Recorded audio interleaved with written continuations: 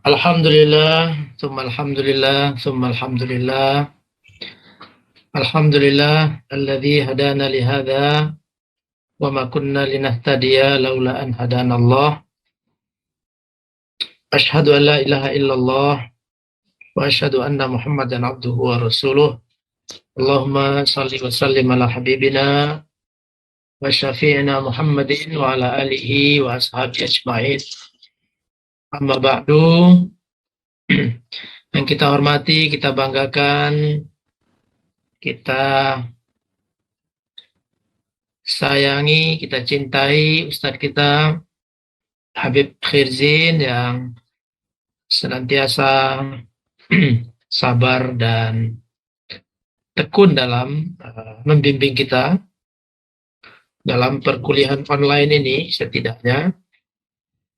Terima kasih Ustadz. Kemudian yang kita hormati, kita banggakan Pak Syahran yang juga tidak kalah serius dan semangatnya dalam mengelola kuliah online ini. Dan beliau lebih stres daripada narasumber. Lebih stres Pak Syahran ini. Terima kasih Pak Syahran. Bapak Ibu sekalian, memang tadi dan juga dari beberapa pengantar dari Ustadz Habib, bahwa satu ilmu dengan yang lainnya punya keterkaitan. Di dalam istilah Al-Azhar itu Al-Asalah wal Mu'asarah. Al-Asalah wal Mu'asarah. Jadi ada asalah, ada turas, ada identitas, ada syakhsiyah, dan ada mu'asarah, kemodernan, kemajuan, dan seterusnya. Nah, kita mencoba mendudukkan al-asalah, dasar-dasar, pokok-pokok yang penting, dan di atas dasar-dasar itu kita mengembangkan peradaban Islam. Jika kita tidak punya asalah, tidak punya basic terhadap agama kita ini, maka tentu hadarah yang kita bangun bukan hadarah yang sejalan dengan tujuan diutusnya Nabi Muhammad Sallallahu Alaihi Wasallam. Pada pertemuan yang kelima ini, saya akan mencoba menjawab beberapa pertanyaan dari materi kita di pertemuan keempat.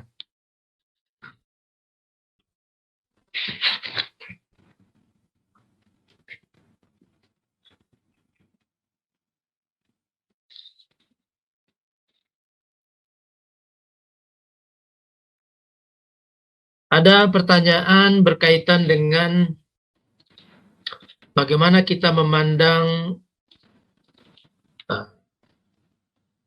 Khalifah atau Imam Amirul Mukminin Ali radhiyallahu anhu dan Ummul Mukminin Aisyah radhiyallahu anha dalam peperangan Jamal, Ma'rakatu Jamal.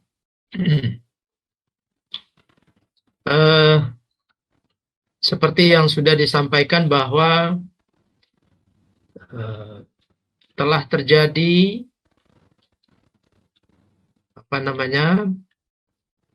peperangan antara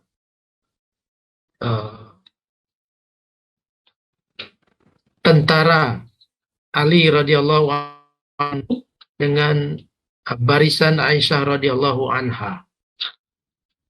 Bagaimana kita memahami hal tersebut? Sementara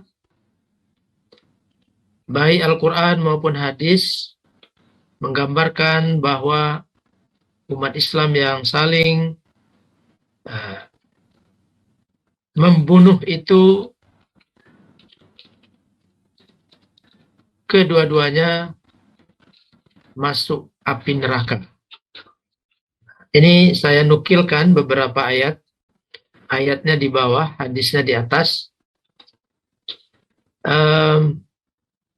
Ayat berbunyi, wa may yaqtul mu'minan muta'ammidan fajaza'uhu jahannam khalidan fiha wa ghadiballahu alaihi wa la'anahu wa a'adda lahu 'adzaban 'azima.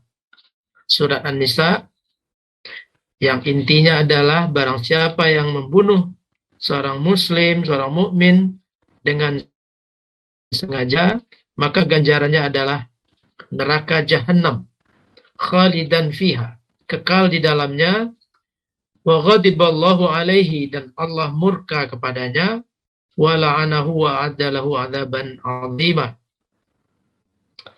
Ini surat An-Nisa 93. Ini kebetulan tempatnya di bawah, ya, mestinya di atas Al-Quran ini. Kemudian juga wala taqtulu an-nafsa allati harramallahu illa bil haqq dzalikum wasaqum bihi la'allakum taqilun. Al-An'am 151. Dan janganlah kamu membunuh jiwa yang diharamkan oleh Allah Subhanahu wa taala kecuali dengan alasan-alasan yang dibenarkan. Dzalikum wasaqum bihi, inilah amanah, perintah, wasiat kepada umat Islam sekalian, la'allakum taqilun, semoga kau bisa memikirkannya. Kemudian pada hadis di atas, wa an Abi Bakrah Ats-Tsaqafi radhiyallahu anhu qala sami'tu Rasulullah sallallahu alaihi wasallam.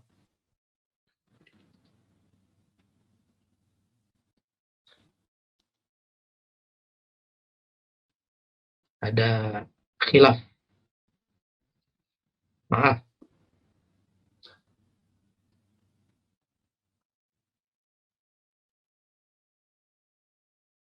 Ya.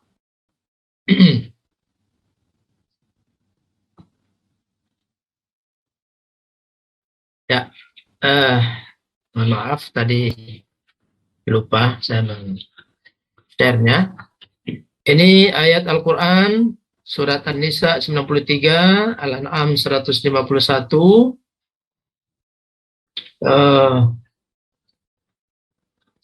Kemudian hadis Nabi,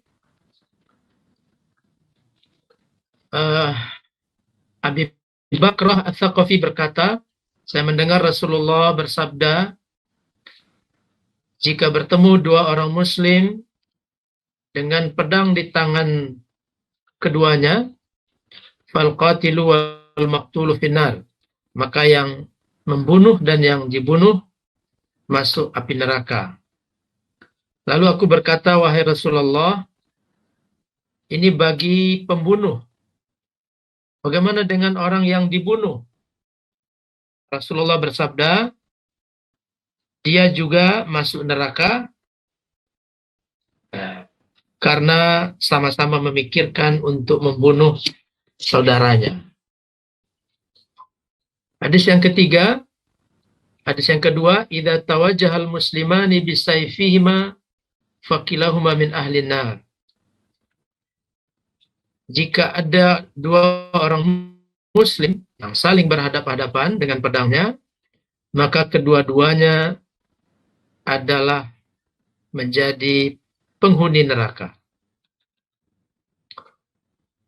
Kemudian dari Abu Hurairah berkata, Rasulullah Shallallahu Alaihi Wasallam bersabda, sesungguhnya aku, kata Rasulullah, dilarang untuk membunuh orang-orang yang melaksanakan salat.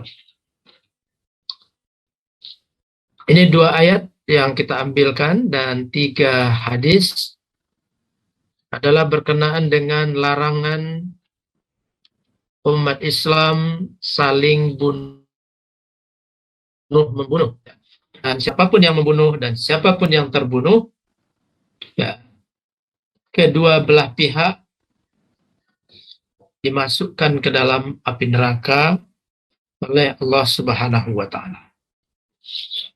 Lalu bagaimana kita memahami peristiwa Ma'rakatul Jamal, peristiwa perang Jamal, ya, antara Sayyidah Ummul Mukminin Aisyah radhiyallahu anha dan Amirul Mukminin Ali radhiyallahu anhu. Pertama, jawabannya adalah bahwa kita menggunakan pendekatan deduktif.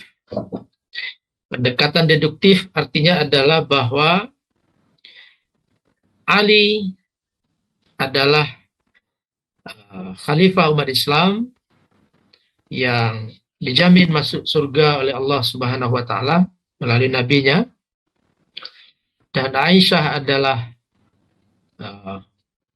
Ummul Mukminin, ibunya orang-orang mukmin, istri baginda Rasulullah sallallahu alaihi wasallam, dan kedua-duanya adalah ahli surga. Nabi bersaksi atas keislaman kedua sahabat dan istri Rasulullah ini.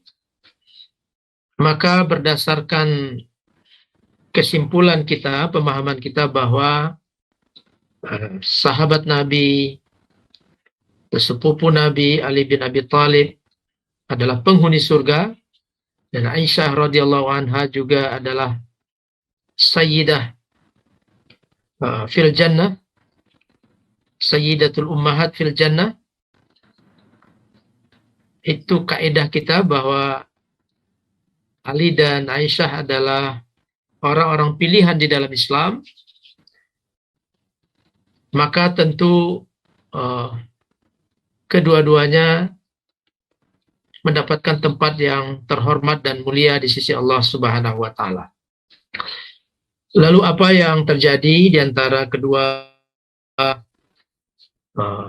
imam dan panutan umat Islam ini?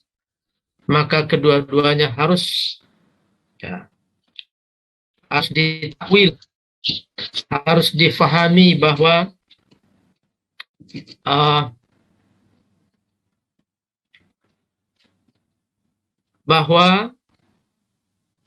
hadis ini, hadis yang menyatakan bahwa al-qatil wal maqtul itu dijelaskan pada hadis lain, bahwa seperti yang disampaikan oleh Imam Adz-Dzahabi, bahwa yang dimaksud dengan saling membunuh itu adalah orang yang sengaja untuk mendapatkan keuntungan duniawi, dan juga untuk mengikuti hawa nafsunya. Sementara Imam Ali dan juga Sayyidah Aisyah tentu terlepas dari keinginan nafsu untuk membalas dendam, untuk berpuasa, dan lain sebagainya. Ini semata-mata adalah ijtihad mereka dalam persoalan-persoalan yang juga faktornya tidak berdiri sendiri. Faktornya tidak berdiri. Dikisahkan dalam kitab-kitab sejarah bahwa Aisyah beserta Zubair dan juga Thalhah berangkat dengan tentaranya dari Makkah, Madinah, kemudian ke Basrah, adalah untuk menyelesaikan persoalan secara damai dengan Ali bin Abi Thalib berkaitan dengan pembunuh Utsman bin Affan. Jadi sama sekali tidak bermaksud untuk berperang. Aisyah dengan Zubair dan juga Talhah tidak bermaksud untuk berperang ketika datang ke Basrah, tetapi untuk mendorong agar pembunuh Utsman itu segera ditemukan dan dieksekusi. Sebenarnya umat Islam, hampir mayoritas umat Islam sebenarnya mengetahui bahwa pembunuh Utsman itu tidak 1, 2, 3 orang, tetapi utusan dari berbagai kelompok yang merasa tidak puas dengan kebijakan Utsman, dan mereka datang dari Kufah, dari Basrah, dari Mesir, dari Madinah, dan lain sebagainya. Dan jika keseluruhan pembunuh itu dieksekusi, maka itu akan melemahkan umat Islam.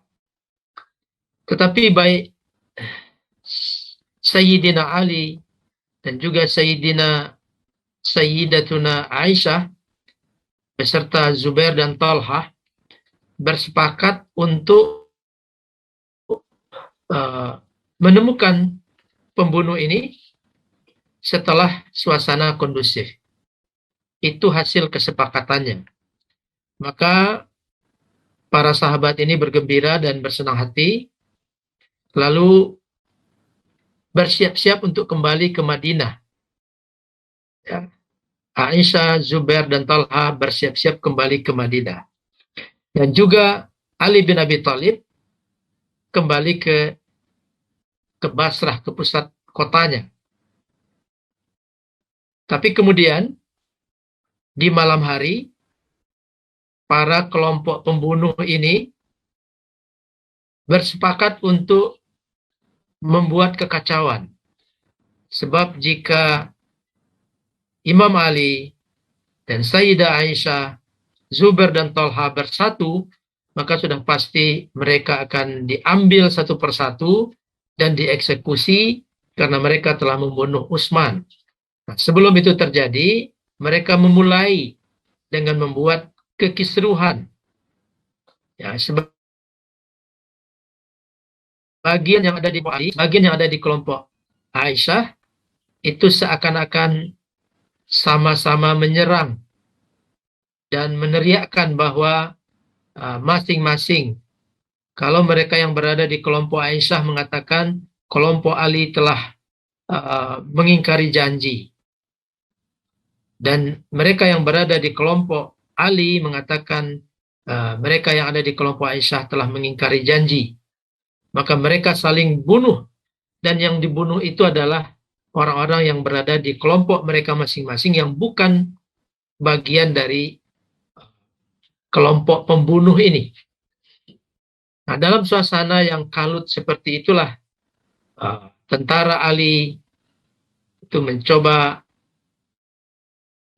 dan kemudian menyerang yang ada di pihak Siti Aisyah, dan begitu juga sebaliknya. Jadi ini peperangan yang tidak diinginkan baik oleh Ali bin Abi Thalib dan juga oleh Aisyah radhiyallahu anha, begitu juga dengan Zubair dan Talha. Tidak diinginkan. Tetapi kemudian fitnah ya, dan upaya-upaya yang kotor dilakukan oleh para pembunuh Utsman yang sebenarnya, sehingga terjadilah peperangan itu. Jadi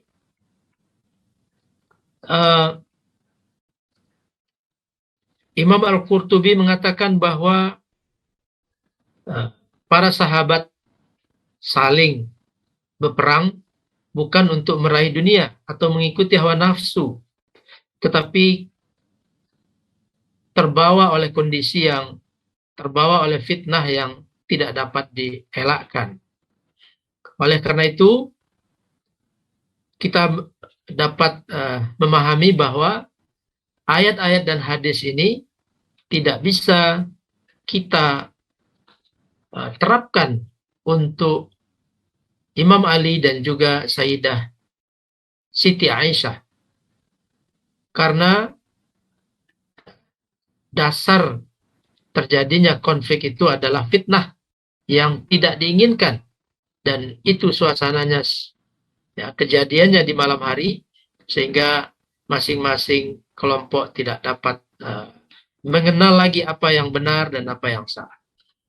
Maka kita sebagai Ahlus Sunnah wal Jamaah, kita kembali ke kaidah pertama bahwa Imam Ali adalah orang yang dijamin masuk surga, begitu juga dengan Zubair dan Talhah. Oleh karena itu, kita berbaik sangka dan berdoa, mudah-mudahan apa yang terjadi, ya, adalah bagian dari ijtihad upaya mereka dalam memahami keadaan yang ada. Ulama-ulama besar kita menganjurkan hal yang seperti itu.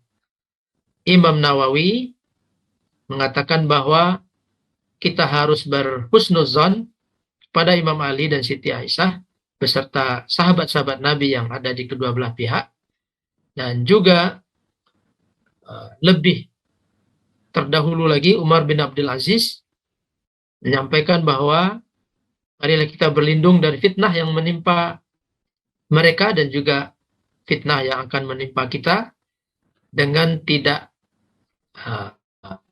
membicarakan hal ini panjang lebar dan mencari titik-titik salah atau kekhilafan dari sahabat ini. Nah, ini penjelasan dari bagaimana kita melihat dan memandang kejadian yang menimpa Ali dan Siti Aisyah berdasarkan ayat-ayat dan hadis ini. Ayat dan hadis ini tidak bisa kita perlakukan kepada Ali dan Aisyah, karena tujuan dari saling bunuh ini yang ada di ayat dan hadis ini adalah untuk meraih kehidupan dunia atau juga mengikuti hawa nafsu untuk balas dendam dan lain sebagainya.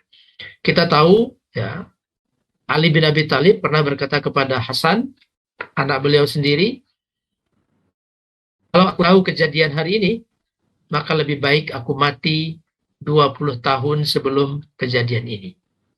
Begitu juga dengan Zubair meninggalkan kumpul karena dia tahu ini adalah fitnah.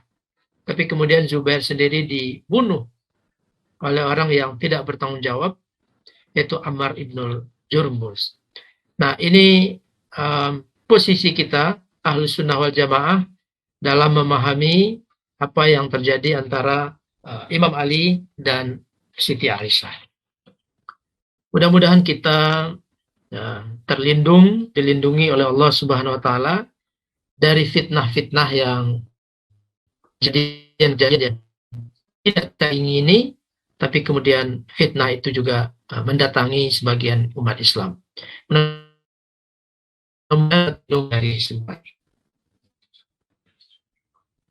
nah, ini yang tadi saya sampaikan, pendapat Imam Qurtubi bahwa hadis tersebut di atas berkaitan dengan upaya meraih dunia dan mengikuti hawa nafsu. Umar bin Abdul Aziz menyarankan dan berdoa agar kita berlindung kepada Allah dan menjaga lidah kita dari maksiat, melabeli sahabat Nabi dengan hal-hal yang tidak layak. Ya. Kemudian Imam Nawawi menganjurkan kita untuk berhusnuzon dengan apa yang telah dilakukan oleh sahabat-sahabat Nabi. Nabi pernah bersabda, "Ashabi kan nujum, fabi ayyihim iqtadaitum ihtadaitum." Sahabat-sahabatku bagaikan bintang di langit. Dengan siapapun engkau mencari panutan atau siapapun yang engkau panut, maka engkau akan mendapatkan hidayah. Begitu juga dengan Ibnu Taimiyah. Nah, kita diminta berkaitan dengan peristiwa Imam Ali dan Sayyidah Aisyah, kita diminta menjaga lisan terhadap para sahabat Nabi. Di sini otentisitas Ahlussunnah wal Jamaah berhusnuzon kepada para sahabat Nabi dan memberikan takwil makna-makna jika ada hal-hal yang dianggap bertentangan dengan hadis-hadis Nabi atau juga ayat Al-Quran. Kemudian ada beberapa pertanyaan. Apakah setiap Ahlul Bait itu Syiah? Jawabannya tentu tidak. Syiah itu adalah mazhab keagamaan dan juga mazhab politik. Sementara Ahlul Bait tidak semuanya itu beraliansi atau berada dalam kelompok Syiah. Banyak sekali Ahlul Bait yang tidak Syiah. Qum dan kota-kota suci Syiah. Ya. Qum itu adalah salah satu kota suci yang ada di Iran. Ya, orang Syiah menganggapnya sebagai kota suci. Dan beberapa kota lainnya, ada kota Shiraz, ya, ada kota Mashhad. Banyak sekali tempat-tempat suci atau tempat-tempat yang dianggap suci oleh umat Syiah di Iran. Kenapa dianggap suci? Salah satunya adalah di tempat-tempat itu terdapat makam para imam, para orang-orang suci, orang-orang soleh, dan terutama di Qum itu terdapat banyak, kalau di Indonesia namanya pesantren-pesantren, ya, atau hauzah. Di Iran itu disebut dengan hauzah. Macam-macam jenisnya, puluhan hauzah yang ada di kota Qum. Oleh karena itu, Qum itu dianggap oleh orang Syiah sebagai kota suci. Begitu juga dengan kota Mashhad. Ya, terdapat makam imam-imam yang maksum. Ya, misalnya Imam Ali Ridha dan lain sebagainya. Kemudian tentang Khawarij modern. Ya, Khawarij modern. Ya, prinsip dari Khawarij adalah, atau ciri-ciri yang melekat pada Khawarij itu adalah cenderung menghalalkan darah sesama umat Islam. Cenderung mudah menghalalkan darah sesama umat Islam. Itu ciri-ciri dari Khawarij. Nah, apakah ada di zaman modern? Nah, maka kita tinggal berpatokan jika ada umat Islam yang gampang sekali menghalalkan darah sesama Muslim, itu adalah ciri Khawarij modern. NU dan Syiah Zaidiyah. Nah, ini tentu jauh sekali ya. NU itu adalah organisasi masyarakat, ya, Ahlussunnah wal Jamaah yang berpegang kepada empat mazhab yang besar-besar itu, dan terutama mazhab Imam Syafi'i. Sementara Syiah Zaidiyah adalah bagian dari Syiah yang agak dekat ke Ahlussunnah wal Jamaah, tapi tetap bagian dari Syiah. Dan Syiah Zaidiyah ini salah satu hal yang membedakannya dengan Syiah yang lain adalah mereka tidak merendahkan para khalifah, Khulafaur Rasyidun, tidak menghina, tidak mencela Abu Bakar, Umar, Utsman, tapi mereka hanya mengatakan bahwa dari yang empat itu, yang paling layak, paling cocok untuk menjadi Khalifatul Rasulillah adalah Imam Ali bin Abi Thalib. NU dan Syiah Zaidiyah sangat jauh sekali, ya, berbeda. Kemudian komunisme. Al-Hallaj dan Syekh Siti Jenar. Komunisme adalah aliran keyakinan yang berprinsip seperti materialisme, tidak mengakui, ya ini dari sisi keyakinannya, ya, dia tentu komunisme ini ada sisi ekonominya, sisi politiknya, sisi ketuhanannya. Pada sisi ketuhanannya, komunisme tidak mengakui hal-hal yang bersifat spiritual, seperti Tuhan, seperti surga, neraka, akhirat, dan seterusnya. Tidak mengakui itu. Sementara Al-Hallaj, ya, Syekh Siti Jenar, kemudian Ibnu Arabi, ini adalah tokoh-tokoh sufi di dalam Islam yang menganut paham kebersatuan Allah dengan makhluk, atau disebut dengan istilah, pertama istilahnya adalah al-ittihad, ya, al-ittihad, lalu hulul, ya, kalau al-ittihad itu Abu Yazid Al-Bustami, pendapatnya seperti itu. Kalau hulul itu pendapat dari Al-Hallaj, dan al-wihdah, wihdatul wujud adalah pendapat Ibnu Arabi. Ketiga-tiga istilah itu sebenarnya sama. Ketika Allah dan makhluk menyatu, bahasa Jawanya manunggaling kaulo gusti. Kaulo sama gusti manunggal, berittihad.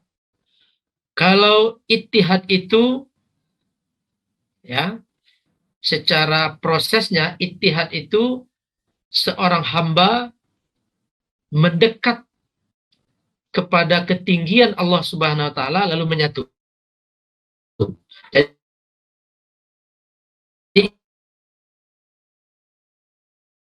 ini dalam deki Subhanahu wa taala lalu menyatu. Kalau hulul adalah jalan menurun.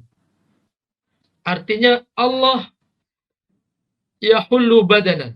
Allah menempati tubuh manusia.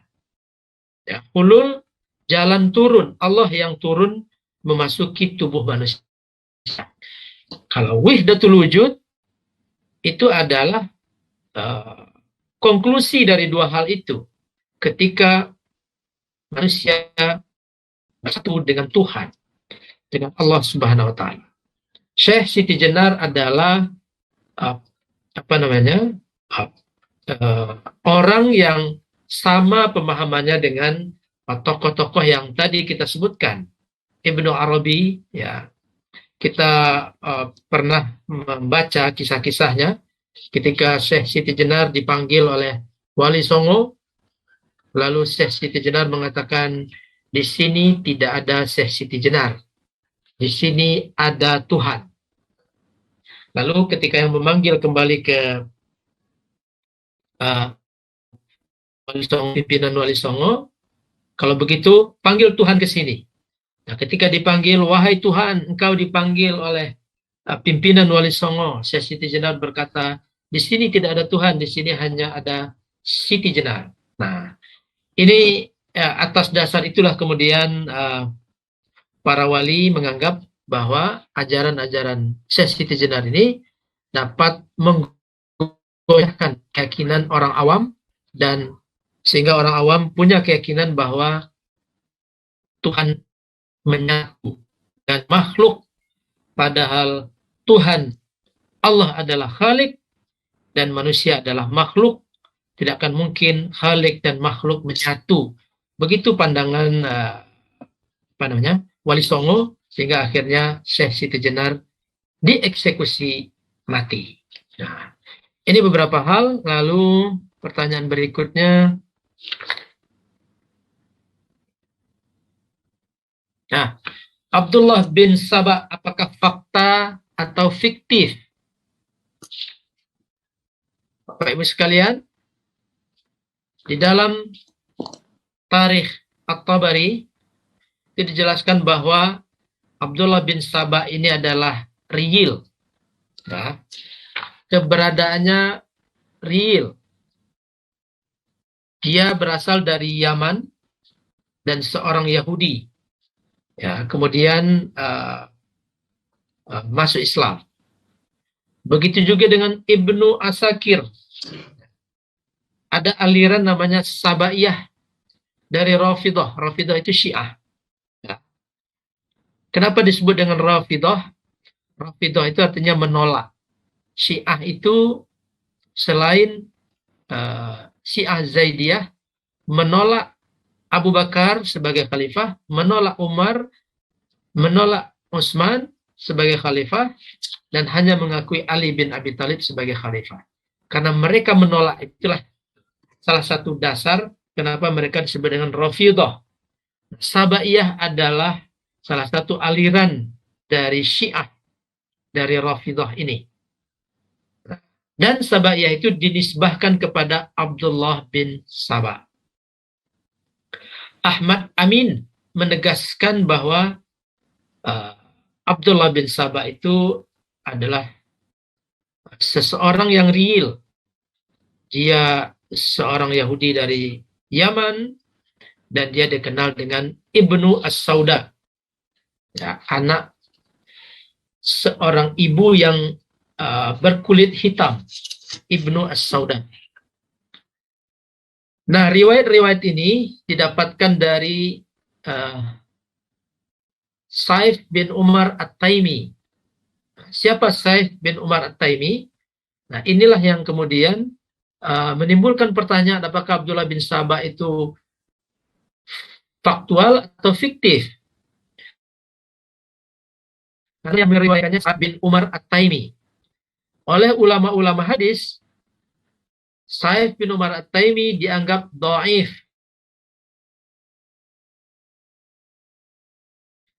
Dan Ibnu Ma'in juga seperti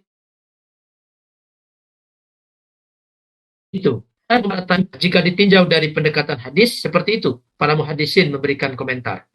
Tapi kemudian Az-Zahabi ya, mengatakan bahwa Saif bin Umar At-Taimi adalah seorang sejarawan yang handal.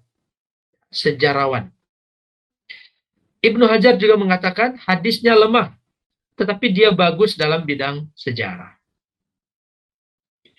Kemudian jauh sebelum itu, Ali bin Abi Thalib pernah berkata ketika disebutkan nama Abdullah bin Saba, dia mengatakan, apa urusan saya dengan manusia jelek perangainya, Ibnu Tawi. Nah, ini artinya keberadaan Abdullah bin Saba ini bukan sesuatu yang fiktif yang dikarang-karang oleh sejarawan belakangan, tapi adalah fakta yang ada. Tetapi kemudian beberapa ahlul hadis itu meragukan riwayat-riwayat dari Saif bin Umar. Tapi kemudian selain Saif bin Umar juga ditemukan banyak sekali riwayat yang berkaitan dengan keberadaan Abdullah bin Saba. Pertanyaan berikutnya adalah tentang perayaan Al-Ashura. Ya. Perayaan Ashura 10 Muharram. Ya.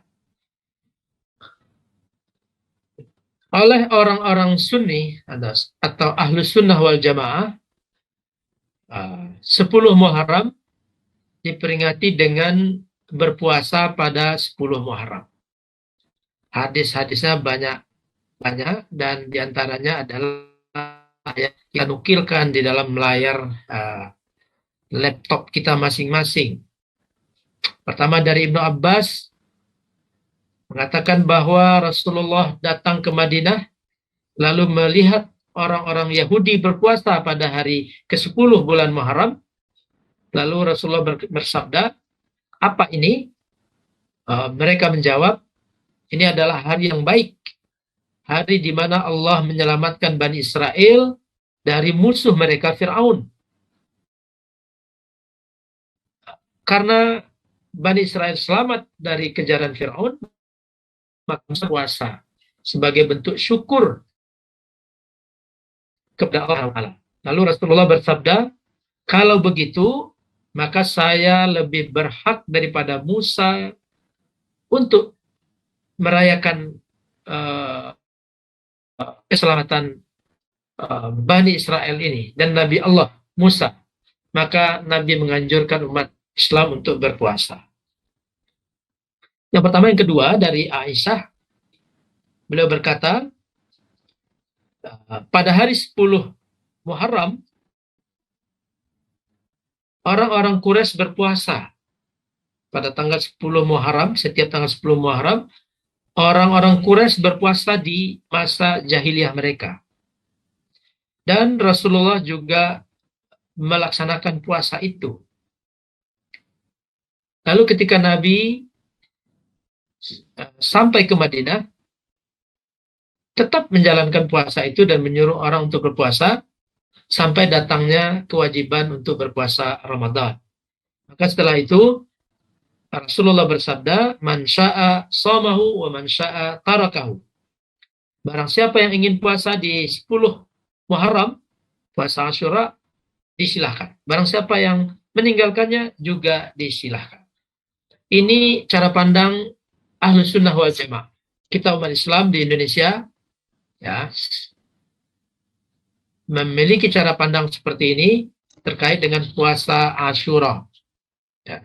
Dan puasa Asyura di hadis-hadis lain dijelaskan yukaffirus menghapuskan dosa-dosa tahun sebelumnya dan menghapuskan dosa-dosa tahun berjalan. Itu kelebihan puasa Asyura yang diyakini oleh umat Islam di Indonesia atau di Saudi yang disebut dengan Ahlus Sunnah wal Jamaah.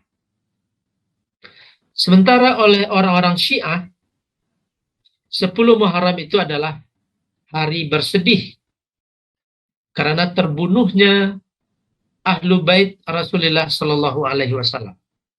Kejadiannya tahun 61 Hijriah, 680 Masehiyah.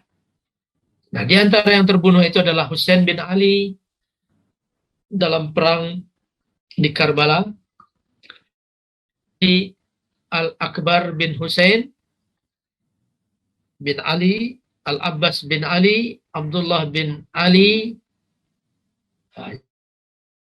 Ja'far bin Ali, bin Qasim bin Hasan, Abu Bakar bin Hasan, dan Abdullah bin Hasan, dan banyak lagi dari zuriyah Rasulullah Sallallahu Alaihi Wasallam yang meninggal di pertempuran Karbala. Kemudian pertanyaan berikutnya adalah Al-Quran Syiah dan Sunni. Apakah sama Al-Quran Syiah dan Sunni? Di sini saya nukilkan ada ulama-ulama yang mengatakan bahwa Al-Qurannya sama, ada ulama-ulama yang mengatakan Al-Qurannya berbeda. Ada yang mengatakan Al-Qurannya sama, ada yang mengatakan Al-Qurannya berbeda. Muhammad ibnu Babweh As-Saduq Al-Qumi dan seterusnya ke bawah, itu adalah ulama-ulama Syiah yang mengatakan Al-Qurannya sama.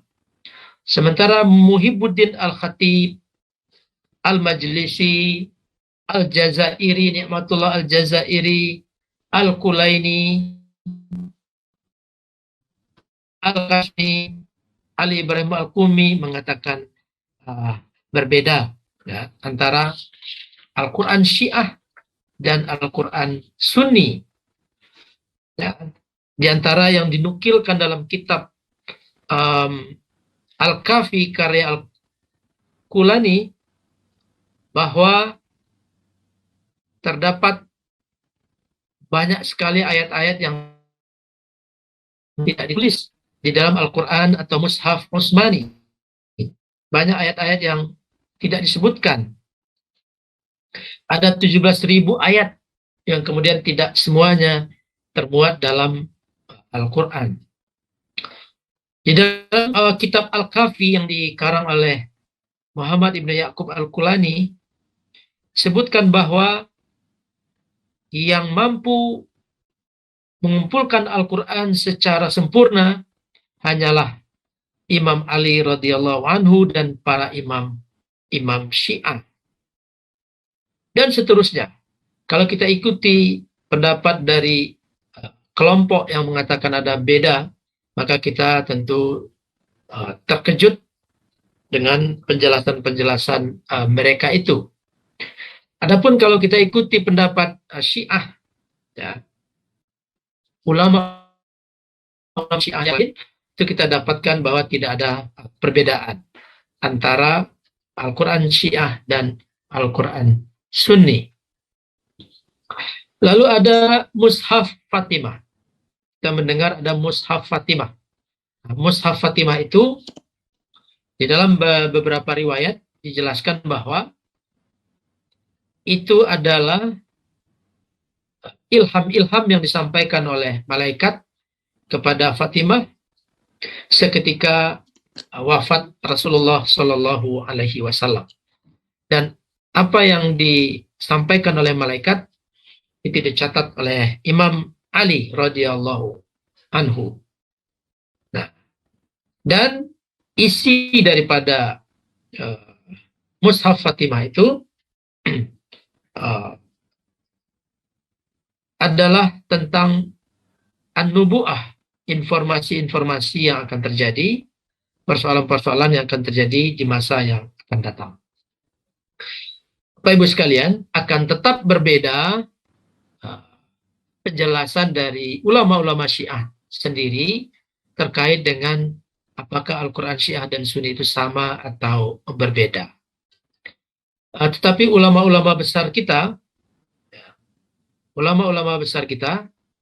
di antaranya Mahmud Shaltut dari Al-Azhar dan juga Sayyid At-Tantawi mengatakan bahwa kita lebih bagus menemukan persamaan-persamaan ketimbang memperdalam perbedaan-perbedaan dan mengajak saudara-saudara kita dari Syiah untuk menemukan persamaan-persamaan yang ada antara Syiah dan Sunni. Nah, ini contoh dari beberapa tambahan yang dilakukan oleh kelompok yang mengatakan Al-Quran yang ada sekarang itu tidak asli atau tidak sempurna. Nah, misalnya inna alaina, lalu mereka menggantinya dengan inna aliyan lal huda. Yang pertama. Yang kedua, walaqad nasarakumullahu bi badrin. Lalu mereka menambah walaqad nasarakumullahu bi badrin bi sayfi aliyin.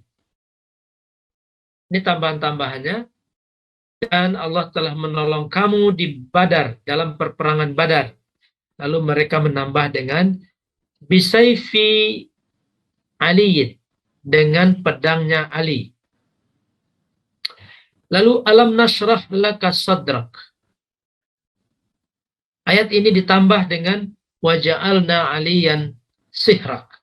Ya. Ini firman Allah kepada Nabi Muhammad, tidakkah aku atau kami melapangkan dadamu wahai Muhammad?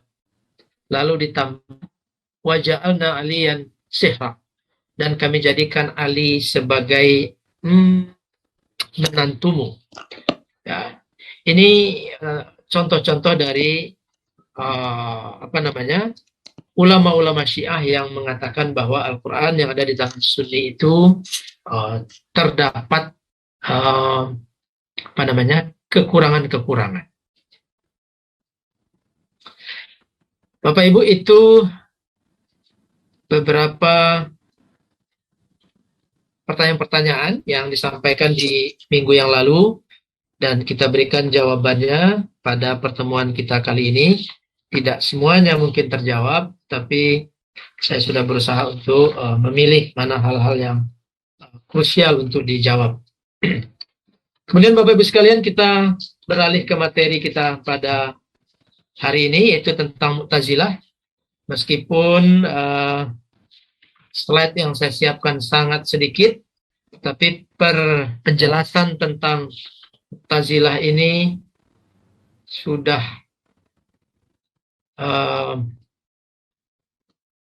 sering kita singgung.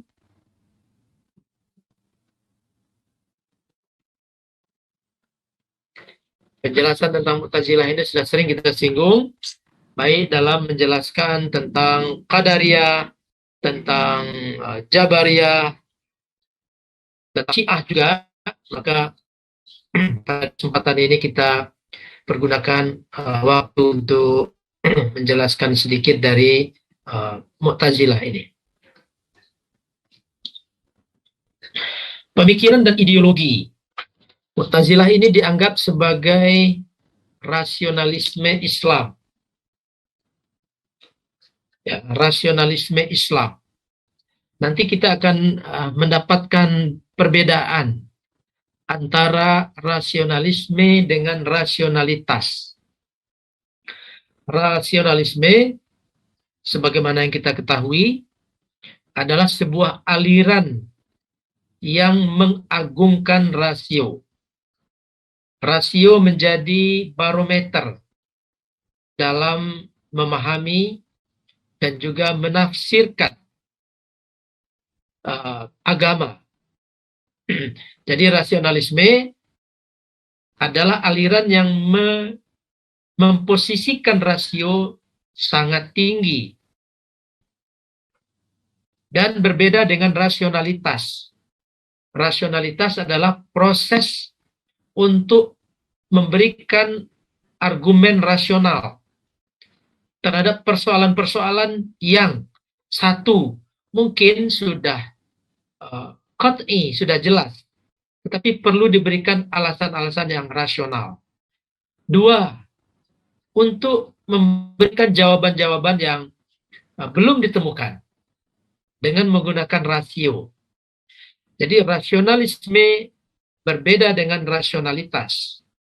Rasionalisme menjadikan akal sebagai pemandu, akal yang dijadikan sebagai standar dalam memberikan penilaian dan lain sebagainya. Sementara rasionalitas adalah upaya-upaya untuk menguatkan satu keyakinan atau menemukan hal yang baru. Di awal pertemuan kita jelaskan definisi dari ilmu kalam. Ilmu kalam adalah ilmu yang membahas tentang persoalan-persoalan akidah imaniyah, dengan menggunakan argumen yang logis sesuai dengan yang diajarkan oleh salafus saleh dan juga diajarkan di dalam Al-Quran dan Sunnah Rasulullah Sallallahu Alaihi Wasallam. Jadi rasionalitas atau rasionalisasi berbeda dengan rasionalisme. Mu'tazilah adalah rasionalisme Islam. Kita melompat ke akal mampu mengetahui 4 hal penting. Menurut Mu'tazilah, akal manusia dapat mengetahui keberadaan Sang Maha Pencipta, Allah. Nah, tentu Ahlus Sunnah juga sepakat dengan itu, bahwa akal dapat mengetahui adanya Sang Pencipta. Yang kedua, mengetahui kewajiban berterima kasih kepada Allah. Nah, yang kedua ini berbeda dengan Ahlus Sunnah wal Jamaah. Kewajiban berterima kasih kepada Allah itu oleh Ahlus Sunnah didapatkan melalui perintah Rasulullah dan perintah Allah Subhanahu wa taala. Dalilnya, wa ma kunna mu'adzibin wa ma kunna mu'adzibin hatta nab'atsa rasula. Allah berfirman, kami, kata Allah, tidak akan mengazab siapapun sampai kami utus Rasul untuk menjelaskan apa yang wajib, apa yang harus, apa yang haram, dan apa yang harus dilakukan. Jadi, kewajiban berterima kasih ya, oleh Ahlus Sunnah itu dilakukan setelah datangnya perintah dari Allah Subhanahu wa Ta'ala. Muhammad Abduh juga menjelaskan akan hal itu dengan satu perumpamaan. Kalau ada orang kaya yang baik, atau kita sebutlah Allah misalnya meletakkan, ini perumpamaan yang tidak tepat, tetapi kita sebut saja ada orang kaya yang baik meletakkan segumpal emas di tengah jalan. Lalu emas itu diambil oleh seseorang. Dan dia tidak tahu siapa yang meletakkan emas itu. Maka oleh orang yang berakal, kata Muhammad Abduh, tidak ada kewajiban orang yang mendapatkan emas itu untuk berterima kasih kepada orang yang telah meletakkan emas. Pertama, karena dia tidak tahu siapa yang meletakkan. Yang kedua, dia juga tidak tahu apakah betul orang yang meletakkan itu ingin diterima kasihi, ingin diucapkan terima kasih. Kalau orang yang meletakkan itu ingin diucapkan terima kasih kepadanya, tetapi dia tidak menyampaikan apa-apa, maka orang itu juga dianggap bodoh. Bagaimana mungkin dia ingin orang yang mendapatkan emasnya itu berterima kasih kepadanya, sementara dia tidak menjelaskan siapa dirinya, apa tujuan dia meletakkan emas, apa yang diharapkan dari yang mendapatkan emas. Dia tidak menyatakan itu. Maka jika orang itu menginginkan orang yang menemukan emas itu untuk berterima kasih, maka orang yang meletakkan itu tentu menurut Muhammad Abduh akalnya kurang. Sangat tidak bijaksana. Begitu juga Allah Subhanahu wa Ta'ala menciptakan alam semesta ini, kebaikan-kebaikan yang ada di alam semesta ini, kalau Allah menciptakan ini dengan satu tujuan, maka Allah perlu menjelaskannya. Jika Allah menginginkan hamba ini berterima kasih kepadanya, maka Allah perlu menjelaskannya melalui nabinya. Setelah Allah menjelaskan melalui nabinya, maka baru wajib kita berterima kasih, bersyukur kepada Allah Subhanahu wa Ta'ala. Ini keyakinan Ahlus Sunnah. Adapun keyakinan Mu'tazilah, tidak. Akal sudah cukup. Akal mewajibkan kepada setiap orang, baik telah datang kepadanya agama, telah datang kepadanya Rasul, telah datang kepadanya ajaran-ajaran agama, atau belum. Mu'tazilah mengatakan seseorang tetap wajib berterima kasih kepada pencipta, ya. Wajib untuk beribadah kepadanya.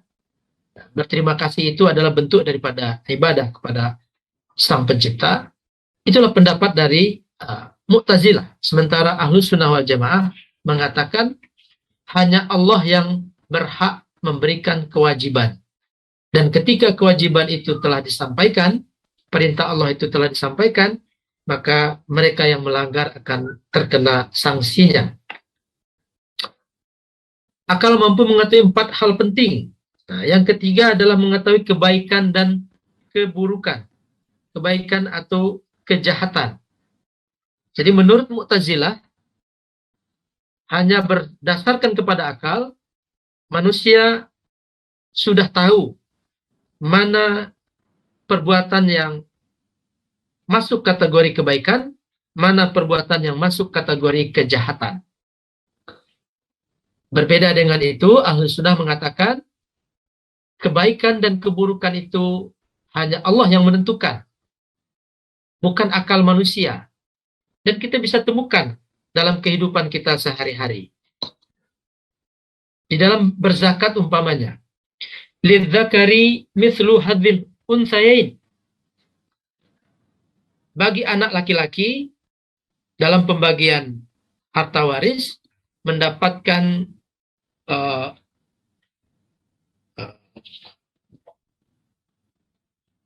uh, lebih dari anak perempuan.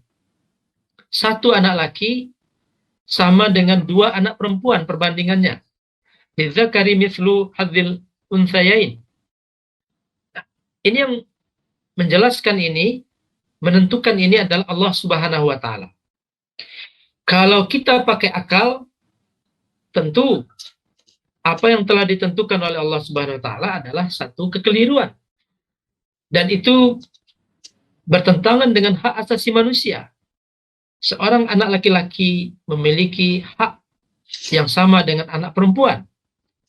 Maka akal akan mengatakan pembagian waris 2:1 itu, 1:2 itu tidak rasional, tidak masuk akal, dan mestinya ditolak. Nah, itu kalau kita lanjut dengan logika Mu'tazilah yang mengatakan bahwa kebaikan dan keburukan itu ditentukan oleh akal manusia. Dan banyak lagi contoh-contoh yang lain yang menjelaskan kepada kita bahwa Allah yang mengatakan wa ahallallahu al-bai'a wa harrama riba.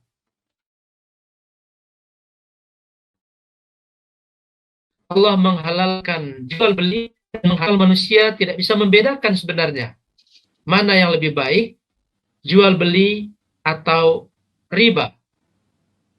Nah, sekarang agama datang, Al-Quran datang, Allah melalui Rasulnya datang menjelaskan yang baik adalah jual beli, sementara riba adalah perbuatan yang jelek.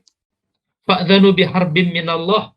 Siapa yang memakan riba, maka tunggulah perang dari Allah Subhanahu wa taala.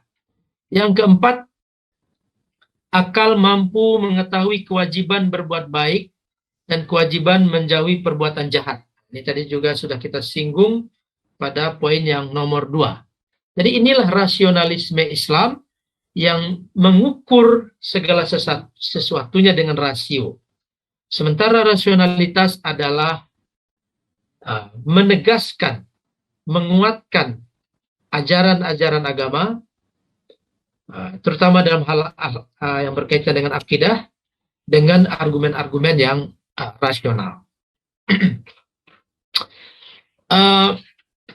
Kemudian pelaku dosa besar, fasik dan masuk neraka, kekal di dalamnya. Nah, ini pendapat lainnya dari Mu'tazilah, pelaku dosa besar. Dari mana datang istilah pelaku dosa besar ini? Pelaku dosa besar ini pertama sekali dimunculkan oleh Khawarij dan Murji'ah berkaitan dengan apa yang terjadi antara kelompok Imam Ali bin Abi Thalib dan kelompok Muawiyah bin Abi Sufyan. Konflik dan peperangan yang terjadi antar kedua tokoh ini yang kemudian berujung pada arbitrase atau tahkim memunculkan kelompok Khawarij. Kelompok Khawarij adalah mereka yang berada di pihak Ali bin Abi Thalib. Mereka menginginkan perang harus tuntas. Harus jelas bahwa Muawiyah bin Abi Sufyan dengan tentaranya dapat dikalahkan. Karena menurut Khawarij itulah perintah dalam Al-Quran.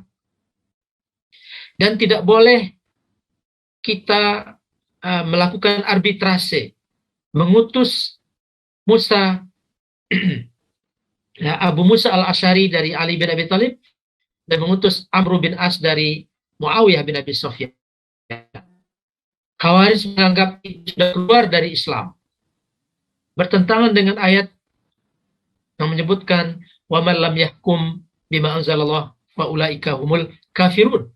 Orang yang tidak berhukum kepada Al-Quran, mereka adalah orang-orang yang kafir. Oleh karena itu halal darahnya. Jadi yang dimaksud dengan pelaku dosa besar di sini adalah Ali dengan kelompoknya, Muawiyah dengan kelompoknya. Menurut Khawarij, pelaku dosa besar itu adalah kafir. Lalu menurut Murji'ah mengatakan kita tangguhkan siapa yang benar, siapa yang salah di akhirat kelak. Ya, jadi Murji'ah itu menangguhkan. Jadi inilah pendapat yang juga kutub ekstrim, Khawarij di satu pihak, Murji'ah di pihak yang lain. Mu'tazilah berusaha datang di tengah-tengah dan mengatakan pelaku dosa besar bukan kafir masuk neraka dan juga bukan mukmin atau ditangguhkan kepada Allah Subhanahu wa taala atau bukan mukmin, tetapi mereka sesungguhnya adalah fasik. Siapa yang disebut fasik oleh Mu'tazilah ini? Yang disebut fasik adalah pelaku dosa besar yang terlibat dalam perang Siffin. Ya. Jadi dengan demikian berarti para sahabat oleh Mu'tazilah masuk kategori fasik pelaku dosa besar. Ini adalah pemikiran dan ideologi yang dibawa oleh Mu'tazilah, ya. Dan sampai hari ini beberapa tokoh-tokoh kita punya pendapat seperti Mu'tazilah, walaupun berusaha mengeliminir hal-hal yang radikal dari Mu'tazilah ini dan mengambil hal-hal yang mungkin dipakai untuk menyelesaikan persoalan-persoalan yang dihadapi oleh umat Islam. Berikut adalah 5 dasar yang diyakini oleh Mu'tazilah. Al-Usul Al-Khamsah, ini adalah Pancasilanya Mu'tazilah. Pertama, At-Tauhid. Dari sini Mu'tazilah menolak sifat-sifat Allah. Ya, katakanlah sifat 20 itu, di sini menolak. Al-Adl, keadilan. Di sini Mu'tazilah menolak bahwa Allah campur tangan dalam kehidupan manusia di muka bumi. Ya. Dengan keyakinan Al-Adl ini, Mu'tazilah menolak bahwa Allah campur tangan dalam kehidupan manusia. Disinilah Mu'tazilah sama dengan Qadariyah, bahwa Allah sudah berlepas diri dari manusia dalam aktivitasnya sehari-hari. Manusialah yang menentukan apa yang akan dikerjakan, apa yang akan dia lakukan, dan di tangannya lah nasibnya, semata-mata nasibnya. Al-wa'du wal-wa'id artinya bahwa ancaman, ya, ancaman dan ganjaran yang akan diterima oleh seseorang yang melakukan kebaikan di muka bumi dan melakukan keburukan. Oleh karena itu, di dalam poin al-wa'du wal-wa'id ini, Mu'tazilah berkeyakinan bahwa ketika seseorang sudah meninggal, maka wa'allaisa lil insani illa ma sa'a. Maka terputus semuanya. Tidak ada lagi kontribusi dari orang lain dalam kehidupan sehari-harinya. Ya. Apalagi terhadap pelaku dosa besar. Tidak ada syafaat, tidak ada ampunan, semuanya masuk neraka, dan pelaku dosa besar itu kekal di dalam neraka. Kita dapat bayangkan bagaimana Ali radhiyallahu anhu dalam keyakinan Mu'tazilah tradisional kekal di dalam neraka. Dan seterusnya sahabat-sahabat Nabi yang meninggal seperti Tolha, Zubair, dan lain sebagainya. Dan taubat tidak berguna di saat seseorang tidak bisa melakukan maksiat. Jadi taubat itu diterima oleh Allah Subhanahu wa taala ketika seseorang itu masih bisa melakukan maksiat. Ketika seseorang tidak bisa melakukan maksiat, maka tidak berguna taubatnya. Ya. Ini beberapa keyakinan dari Mu'tazilah yang berkaitan dengan al-wa'du wal-wa'id, ancaman dan ganjaran di akhirat kelak. Yang keempat, al-manzilah bainal manzilatain. Ini posisi di antara dua posisi. Ini sudah kita jelaskan di pelaku dosa besar. Jadi manzilah itu posisi bainal manzilatain, dari dua posisi. Apa posisi yang dimaksud? Posisi pelaku dosa besar itu kafir atau mukmin. Pelaku dosa besar itu kafir atau mukmin. Mu'tazilah meyakini bahwa pelaku dosa besar itu tidak kafir, tidak mukmin, tetapi dia adalah fasik. Posisi di antara dua posisi. Nah, dan orang-orang fasik tempatnya di neraka kekal di dalam. Kemudian yang terakhir adalah al-amru bil ma'ruf wa nahyu 'anil munkar. Ya, senantiasa mengajak kepada yang ma'ruf dan senantiasa mengajak menolak hal-hal yang mungkar. Ini juga satu keyakinan yang beredar luas di tengah-tengah masyarakat Ahlus Sunnah wal Jamaah. Mu'tazilah juga punya tabakat Mu'tazilah. Jadi kalau di hadis itu ada tabakat al-muhaddithin, ini juga ada tabakatnya. Tabakat Syafi'iyah, tabakat Malikiyah. Tabakat itu artinya orang-orang yang masuk kelompok Mu'tazilah menurut klaim dari Mu'tazilah.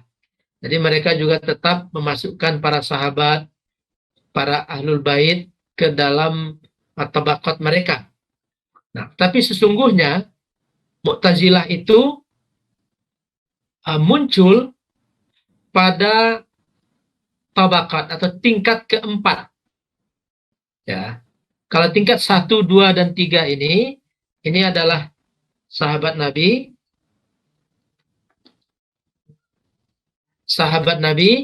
Ali bin Abi Thalib, Abu Bakar dan Umar, itu mereka tentu tidak Mu'tazilah. Hasan Hussein tentu tidak Mu'tazilah. Abu Hashim bin Muhammad bin Hanafiyah tentu tidak Mu'tazilah. Hasan Basri tentu tidak Mu'tazilah. Tetapi yang Mu'tazilah itu adalah yang 4 ke bawah. Tetapi orang-orang Mu'tazilah mengatakan mereka-mereka itu adalah masyayikh kami. Tempat kami menimba dan menurunkan keyakinan dan ideologi kami. Pada tingkat 4 inilah mulai Mu'tazilah itu muncul dan kemudian sempurna. Ya, tingkat 4 Ghailan al-Dimashqi, Wasil bin Atha, Amr bin Ubaid, kemudian teman-temannya Wasil, lalu Abu Hudzail al-Alaf, ini tokoh penting, Abu Hudzail al-Alaf, An-Nadham, dan seterusnya, Al-Jahiz, Al-Jubai, Abu Hashim Al-Jubai, dan seterusnya, murid-murid Abu Hashim Al-Jubai, dan Qadil Qudah Abdul Jabbar. Ini tobakat, level-level dari ulama-ulama Mu'tazilah. Ya. Ulama Mu'tazilah dari level 1 sampai 3 itu pengakuan dari Mu'tazilah, pengakuan saja. Tetapi yang Mu'tazilah yang sebenarnya adalah dari 4 ke 11 atau juga ke 12. Inilah tokoh-tokoh Mu'tazilah yang meletakkan dasar-dasar teologi atau dasar-dasar kalam dari Mu'tazilah. Kemudian juga ini begini periode pembentukannya, dibentuk oleh Wasil bin Atha, kemudian disempurnakan oleh Abu Hudzail al-Alaf dan seterusnya. Kemudian ada periode aliansi dengan Syiah. Jadi Mu'tazilah memang cukup dekat dengan Syiah karena salah satu teman dari atau yang berguru kepada Wasil bin Atha adalah Muhammad bin Al-Hanafiyah, ya.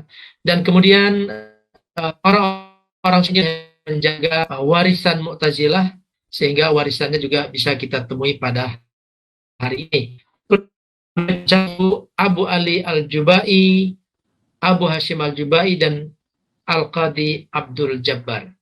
Kita sebutkan dengan periode puncak karena setelah sampai ke puncak Mu'tazilah mengalami masa penurunan yang luar biasa sampai sekarang ini, sehingga tidak kita temukan betul-betul tokoh-tokoh Mu'tazilah yang dalam ide-ide dan ideologi Mu'tazilah kecuali 1, 2, 3 orang yang kemudian berlindung di bawah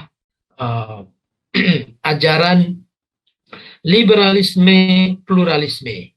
Jadi nanti nyambung Qadariyah, Mu'tazilah, nyambungnya nanti dengan aliran pluralisme, liberalisme yang materi-materi itu disampaikan oleh Ustadz Zarkashi. setiap hari Selasa. Bapak Ibu sekalian, ini beberapa adalah tentu akan lebih mendalam kita membahasnya pada pertemuan berikutnya dalam bentuk tanya jawab atau pertanyaan-pertanyaan. Dan pada kali ini saya cukupkan sampai di sini.